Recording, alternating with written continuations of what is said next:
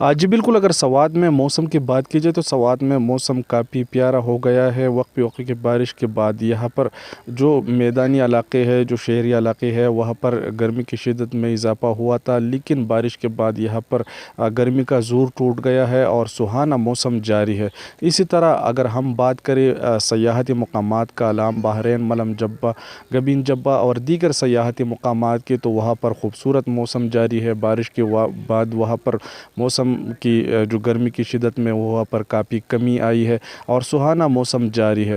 اس طرح محکمہ P D M اے نے بھی جو ہے بارشوں کے حوالے سے الرٹ جاری کر دیا ہے، اور ضلعی جو حساس ادارے ہیں وہ تمام ضلعی آفیسران کو، ضلعی انتظامیہ کو ہدایت جاری کی ہے کہ وہ باقاعدہ طور پر جو حساس اضلاع ہے وہاں پر چھوٹی بڑی مشینری کی فراہمی کو یقینی بنائے۔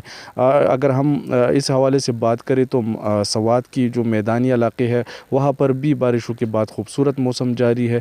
لوگ جو ہے دن بدن جو ہے موسم میں گرمی کی شدت میں کمی آ رہی ہے، اور جو گرمی تھی وہ ختم ہونے والی ہے۔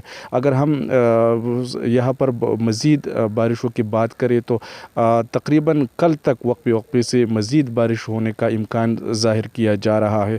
اس حوالے سے محکمہ پی ڈی ایم اے نے بھی یہ ہدایت جاری کر دی ہے کہ جو سیاحتی مقامات ہے جہاں پر سیاحت آنے والے ہے اور سیاحت آباد ہے، تو ان کو بھی ہدایت کی ہے کہ وہ غیر ضروری جو سفر ہے ان سے گریز کرے۔ جی